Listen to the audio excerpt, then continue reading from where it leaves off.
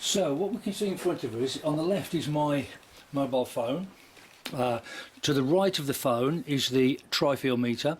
This can read up to 20 milliwatts per square metre, and over that it's inaccurate. So if it's getting very high readings over 20, it's inaccurate, can't be relied upon.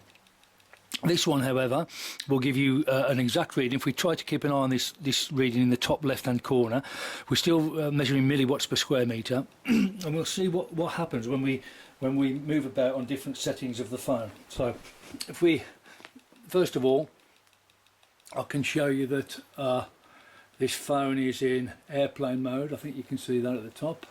Okay, which means it's not picking up any Wi-Fi signal, it's not picking up any mobile data signal. So as we can see, readings on here very low, nothing's beeping, very low, but we can still see the pulse-like nature of the signal. All right, notice that, because it's these pulses at higher power that are the most damaging.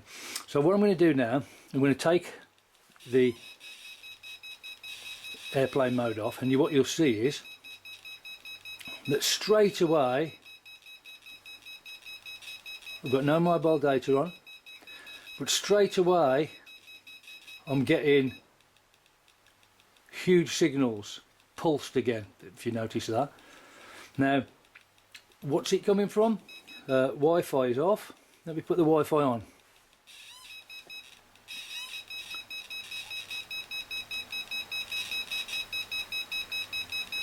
So on the meter on the right, I've got readings of 65.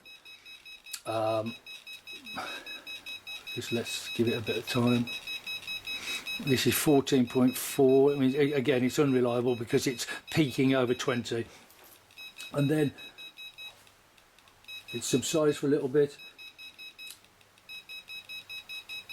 But as you can see, there are substantially high readings. And in honesty, I'll take the tri-field out of the equation for a while, and I'll bring this meter closer to my phone. Straight away, 746, 897. These are extremely high readings. I think this is possibly even higher than you're going to get from leakage from the microwave. So bear in mind, every time you touch your phone and you're going to make a call or read a text, whatever, if you put it anywhere near your head, that's the sort of pulse that you could be getting through to your brain. Not healthy, not good. So if you don't need to use your phone, put it into airplane mode, as I'll do now, and you'll watch what happens.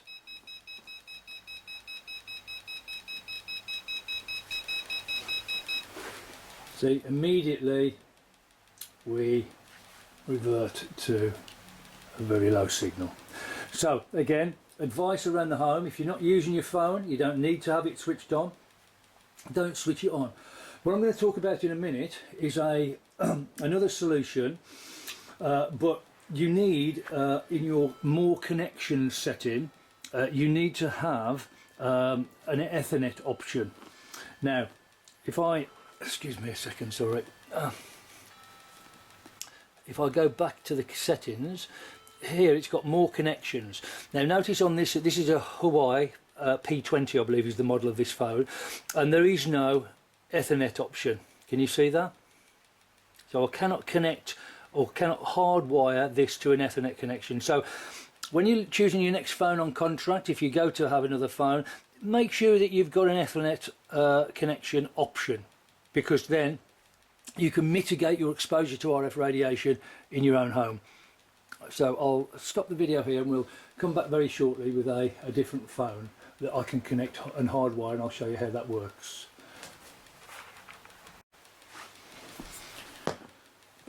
So this, what I'm going to show you now, this is the end of an Ethernet lead, the other end to which is plugged into one of the outputs on the router.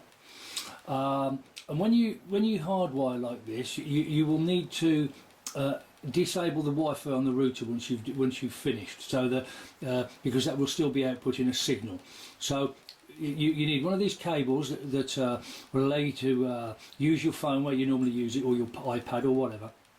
And then you need a connection, sorry about that, a connection like this, which one goes into the Ethernet cable, which I will now plug in, and the other end will be to fit your phone.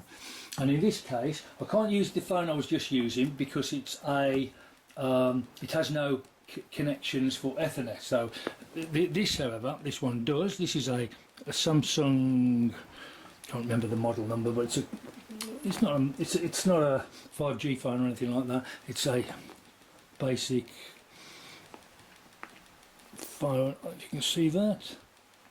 So what I'll do here, if I look at the settings, what we'll see is when we go to connections, I'm in flight mode. So what that means is I'm not picking up any Wi-Fi or any mobile data. There's no SIM in this particular phone anyway. However, if you look down, you'll see more connection settings, which I will click, and it says Ethernet at the bottom. So I click on Ethernet, and if you see, it says Ethernet connected. Now, so what I can do now then, for example, I can bring in the meter first of all. Bear with me. And you can see 0.022, 0.069, you know, low readings. If you look, you can still see the pulses of the signal, but obviously at greater strengths these pulses are highly damaging. Now if I go to the phone now, if I want to browse the internet, for example, I can go to, what have I got on here to browse with? So there you go, I'm into eBay, and as you can see, I'm quite happy to browse. Very low signal coming from the phone on the meter, so this is the safe way to do it. Now, if I were to show you that when you're using mobile data or Wi-Fi, I can tell you the readings and the emissions, RF emissions from this phone or from your average phone would be really high. So just be aware, if you don't have to use it in your house, don't. You know, keep your phone away from you. If you don't keep it in your pocket, and certainly for women, don't keep it down your bra or something like that. So anyway, that's advice for around the home, and I'll move on to the router next. So here we can hear beeping is the meter, and it's right next to the router at the moment. And I wanted to, if you can see just behind the meter, there is the router, it's hidden behind the TV. But look at the readings we're getting off of this, you know, 46, 50, 59, that can peak quite high sometimes, you know. So what can we do about that? Now, I'm going to go and get something. 53, it's peaking around 53. Now what I'll do, I'll come over here to the settee. These are the two bits of foil I use. One is a little bit of aluminium foil, and I'll show you what I do very, very simply. I just pop this onto the router, the front. You can see that, it acts as a little bit of a, I don't know if you can see that very well, it's so difficult to film because of the TV anyway. But basically I just put a little bit of film over there. Let me zoom out, it might be easier.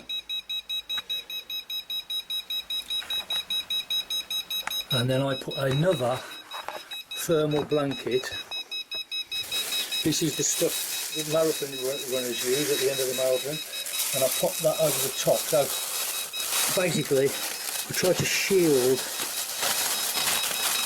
I know you can't see anything at the moment, well, I'll turn this around in a second so you can. Bear with me. I'm just literally covering the router with this little bit of foil and thermal blanket. Now, a couple of things I want you to look at. It doesn't appear to have done much. Doesn't appear to have done much in terms of the signal. I'm still getting 38, 43. However, the other thing to note is, as we come away from the router,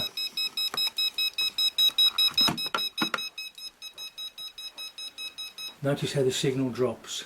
So I'm literally 4 or 5 feet away from it now, and the reading's gone right down.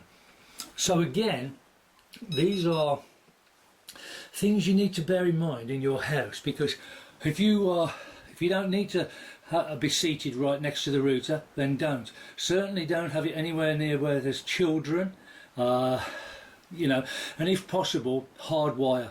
That's my best advice.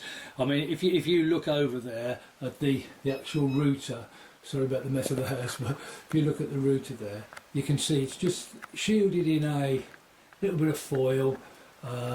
This can create a bit of heat, but generally it'll reduce the signal somewhat. So that's a sort of half solution. Personally, my own advice would be to hardwire it. Anyway, we'll move on to the next thing. Thank you.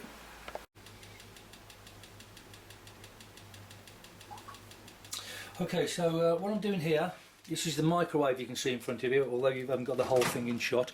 This is a cup of water.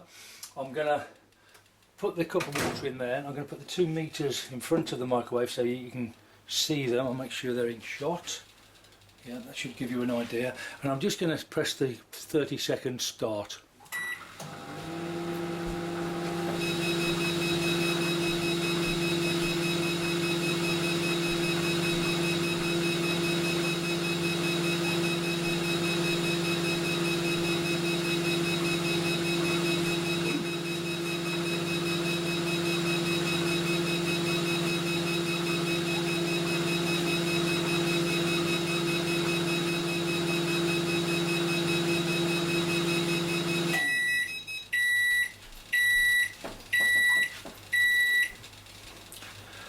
I was standing away from the microwave there. I don't like standing next to it while it's on, but I'll review that and I'll be posting that on the site so that we can see that this is another way that you can reduce your microwave exposure.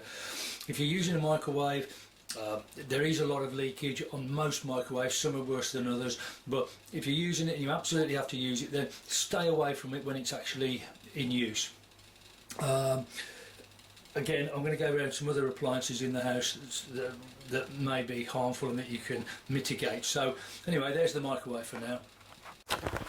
Okay, what I'm going to just show you now is this is my laptop, some cheap little laptop I picked up just for browsing. I've got the meter here in my left hand. I'll just spin around. So you can see there that the reading is pretty low, and I'm sitting probably what 3-4 feet from my laptop.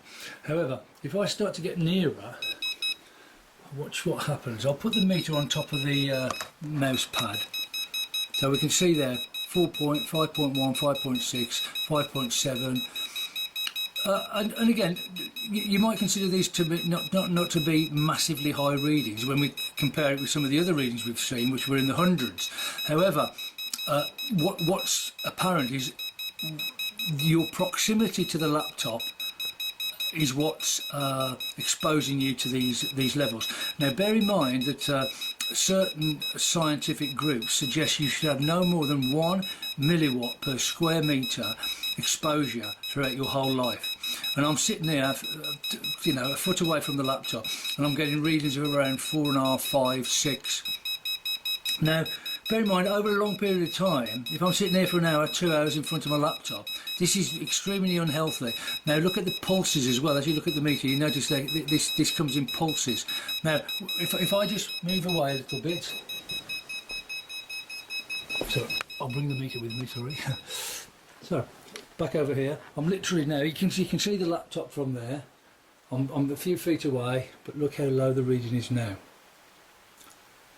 And of course, if you're touching it, you act as an antenna sometimes, and you can actually increase the reading by touching the mouse pad, this sort of thing. So again, it's all about your proximity to devices that can receive and transmit RF radiation. And these are ways in which you can reduce your exposure. Of course, what we could do with this laptop, exactly as we did with the phone, is to hardwire it. Disable the Wi-Fi altogether, and your readings will be extremely low. I'd advise everybody to do this, and you know, go around hardwiring your whole house.